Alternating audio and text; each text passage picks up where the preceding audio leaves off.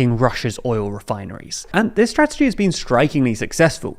Using its newest drones and missiles, Ukraine has been able to hit refineries hundreds of kilometers inside of Russia, and enough of them to trigger a Russian fuel crisis, with shortages at petrol stations and ever-rising diesel prices, which has in turn threatened to push inflation back to dangerous levels within Russia. However, in the past month or so, while continuing to strike refineries, Ukraine has also widened its campaign to include another bit of Russia's infrastructure, its electricity grid. So in this video, we're going to take a look at Ukraine's recent strikes on Russia's electricity infrastructure, how Russia has reacted, and why it could pose a real problem to the Kremlin going forward.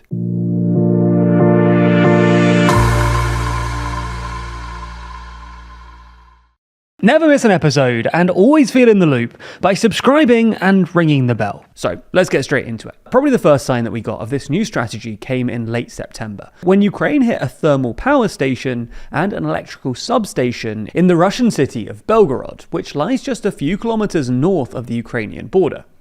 These attacks were remarkably successful. They caused partial blackouts in the city and provoked a rare reaction from Putin himself, who about a week later complained to his defense ministry about Ukraine, quote, targeting civilian facilities inside our territory. And over the last month, we've seen a continuation of these strikes against electrical substations deep inside Russia.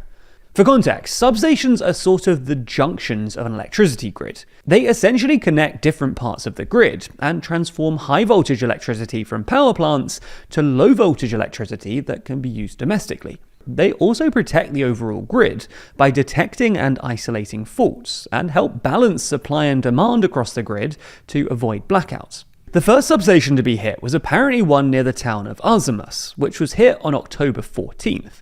This was then followed by another strike on a substation near the town of Borysaglebsk on October 16th. Then a third strike hit another substation near the city of Vladimir on October 17th, and then there was a fourth strike on a substation near Veshkaima, which is about 900 kilometers away from the Russian-Ukrainian border, on October 18th. There was then a fifth explosion at a substation near Berezniki on October 19th, although it's not clear whether this was because of a Ukrainian attack or just a bog-standard electrical fault.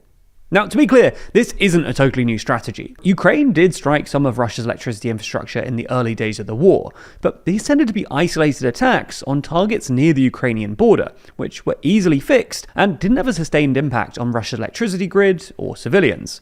This time, however, the strikes have been far more frequent, and they do seem to be coordinated to put pressure on Russia's grid in specific places. The first three strikes, for instance, all hit substations on power lines running to Moscow, leading some speculation that Ukraine was trying to force blackouts in the Russian capital.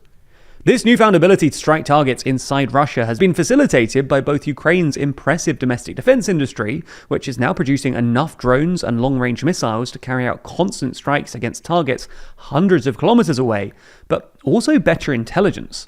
Over the weekend, for instance, the Financial Times reported that the US has been sharing more intelligence with Ukraine to help Ukraine conduct strikes on targets deep inside Russia, like oil refineries and substations. Trump apparently made the decision to increase intelligence sharing after a particularly friendly call with Zelensky way back in July, and there was even some hope earlier this month that Trump might give Ukraine long-range Tomahawk missiles that Zelensky has been asking for years. But this now looks unlikely, because last week Trump held another phone call with Putin where the Russian president apparently convinced him that supplying Tomahawks to Ukraine would amount to an unacceptable escalation.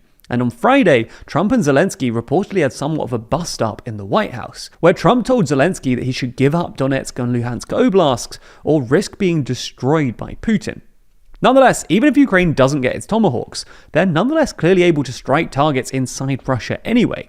And if the strikes on Russia's electricity infrastructure continue, which is presumably the plan, then they could cause real disruption to Russia's electricity grid, which is already pretty rusty, because most of the relevant infrastructure was built in the Soviet era.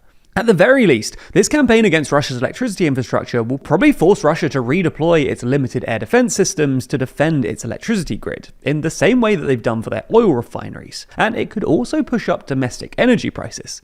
This wouldn't usually be that much of a problem for Russia, which has some of the lowest domestic electricity prices in the world, but it does come at an inopportune time for the Kremlin. as you probably already know, thanks to a dramatic increase in defense-related spending and the ruble's post-invasion depreciation, inflation has been running hot in Russia for really the last 2 years, with year-on-year inflation rising from a low of 2.3% in April 2023 to over 7% throughout 2024, and then a new high of 10.3% in March of 2025. To bring inflation down, the Russian central bank hiked interest rates from 7.5% in 2023 to a high of 21% in late 2024. And while these super steep rate hikes succeeded in bringing down inflation, which has since fallen for 6 consecutive months to a recent low of 8% in September, they also dampened growth, and there were fears that the Russian economy was headed for a recession earlier this year. This is why the Russian central bank started cutting rates early this year, even though inflation was still running above 8%, more than double the central bank's target of 4%. They basically decided that in the short term, avoiding a recession was more important than bringing inflation down to target. Anyway, if disruption to both Russia's fuel and electricity push up prices again, then the central bank will be forced into an even more acute dilemma. Either they hike rates once again, which would bring down inflation but risk pushing the Russian economy into a recession, or they continue with their rate cutting, despite the evident inflationary risks. Now, as always, we should stress that disruption to Russia's energy supplies isn't going to bankrupt the Kremlin or bring down Putin. Nonetheless, these strikes on Russia's energy infrastructure are a way for Ukraine to inflict pain on the Kremlin and the Russian public, which will become harder to bear as we move into winter, both because that's when people use the most energy, but also because, given the pace of Russia's advance has already slowed to a crawl, the front lines will probably freeze in winter. If Ukraine can continue to put pressure on the Russian economy while simultaneously denying them any notable advances on the battlefield, it could create a real incentive for Putin to enter negotiations. Before you go, we've just announced our new coffee table book, Assembly Required, a 300-page book which highlights 27 of the world's most beautiful parliament buildings, from the classics like the British Parliament in Westminster, to the US Capitol or the Hungarian Parliament, to ones you might not expect, like New Zealand, Bhutan or Bangladesh. For each parliament, we don't just show beautiful photos of these actually incredible buildings, we also tell you the stories behind the buildings, both through passages written by our team, as well as through detailed custom-designed floor plans and diagrams. We really did spend a long time on this too. We spent ages digging into the stories of parliament buildings all around the world, before narrowing it down to just the most interesting and beautiful buildings, writing tens of thousands of words to tell you their stories. We've also made both desk and wall calendars based on Assembly Required too, allowing you to experience these beautiful buildings year-round. Both are also double-sided, providing tons of bonus images for you to enjoy. If you're interested, you can click the link in the description to find out more. Plus, there's a whole load of bundles available if you want a good deal.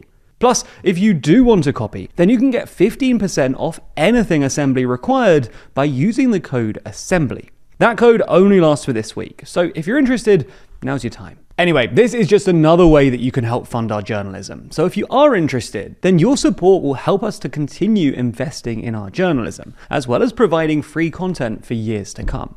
So as always, thank you very much.